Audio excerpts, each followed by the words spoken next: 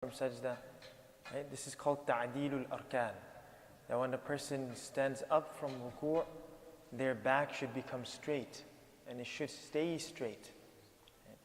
In the Prophet ﷺ, his qiyam, his standing used to be as long as his ruku'. So you say, yeah, that part I know. But what's also there is that when he used to stand up from ruku', it used to be similarly as long. Okay? So that is an independent part of salah. And so you're like, oh yeah, qiyam, I have to stand, I have to do ruku', I have to do sajda. But the parts that are in between are also equally important. Okay, so that was the second point. And then what was the third point? Internal. You have to safeguard the internal aspects of the salah. Okay. And then we went to zakah, and then we said that zakah has 3 levels of people that spend in the path of Allah subhanahu wa ta'ala. What was the first level? Siddiq. Good. So what does the Siddiq do? He spends all of it. He spends everything, mashallah. Okay. What was the second level? Sorry? He keeps something, okay? He keeps something back, not for himself, but if someone comes, they'll spend it on them. They don't have it within them to spend all of it at once, okay? And then the third level is bakhil. Very good, right? So the bakhil is the one that only gives zakah, okay? And then yesterday we started that Imam al-Ghazali rahimahullah said that a person should safeguard 5 things when it comes to zakah. We didn't cover all 5, we covered the first 3. So who can remind us of the first one, inshallah? Give it in secrecy. Okay? What was the second one?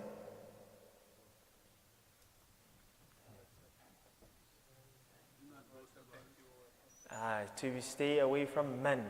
Right? Meaning, how did we define men?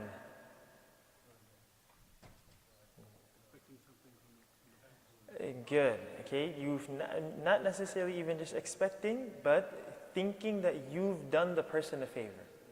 Okay? That's the definition of man, that thinking that you've done someone a favor. Okay.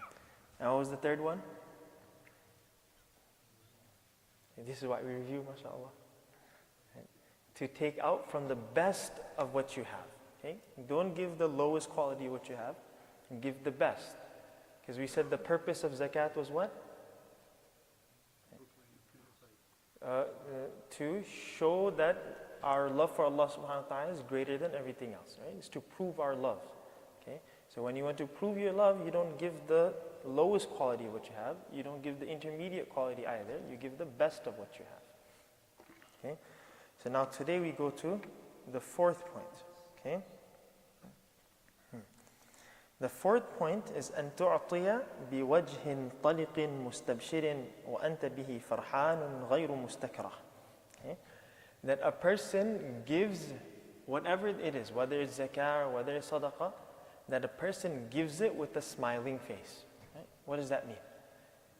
Allah subhanahu wa ta'ala, when He describes the khasa'il and He describes the attributes of the munafiqun, He says, وَلَا يُنْفِقُونَ إِلَّا وَهُمْ كَارِهُونَ. They don't give except that they dislike the fact that they have to give. Right?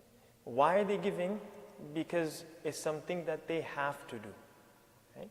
So now this is something and a question that we should ask ourselves, that when the time for zakah comes around, what do we find in our hearts? Is it something that alhamdulillah Allah has given me so that I now have the opportunity to give something in Allah subhanahu wa ta'ala's path? Right? Am I happy? Am I truly internally happy that I'm getting a chance and an opportunity to spend something in the path of Allah subhanahu wa ta'ala? Or do I feel more like, okay, this is just something that I have to dispense now. Right? It's something that I have to do, so I'm doing it. I'd rather not. I'd rather keep it for myself. Right? So these are the internal aspects that we have to start to think about. Now, what does it mean to give it while you're smiling? When does a person smile? A person smiles when they're happy. Right? So internally, a person should honestly be happy that I'm getting a chance to spend. Right? So when people come to the masjid and you have organizations, they come and they ask. Right? Many times, people get upset, saying, Why? Every week someone else is coming. How much are we supposed to give? Astaghfirullah. Right? Every time someone's coming and they're asking you, that's an opportunity for you.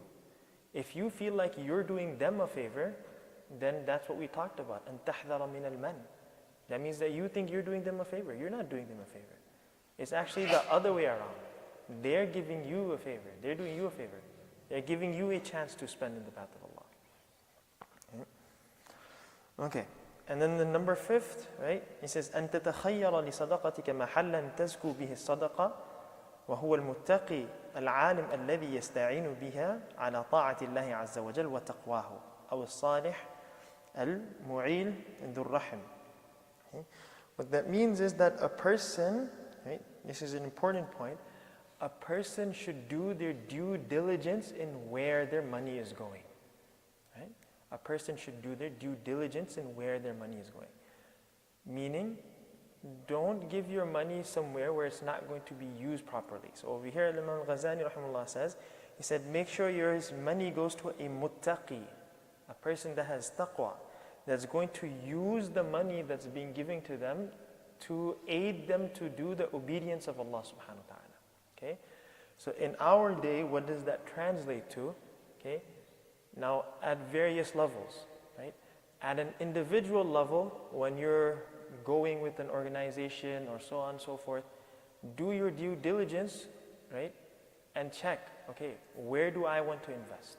Right? It shouldn't be simply just a click of a button. A person should actually spend some time. Let me look at the organizations, let me look at the individuals, let me look at the people who I feel, and through my due diligence, this is where the money is needed the most, where it's going to be used to its best potential. Okay? And at an organizational level, right, whether it's an organization that's collecting zakah or whether it's a masjid that's going to aid organizations, it is the responsibility of the masjid or the organization to check and do due diligence that the money is actually going to the right place. Right? So, may Allah subhanahu wa ta'ala allow us to act upon these. Alhamdulillah, the review is piling up, mashallah. We'll keep up with it, inshallah. Next, inshallah, tomorrow we have a guest lecture, inshallah. The day after that, inshallah, we will start siyam, inshallah. So, jazakumullah khairan.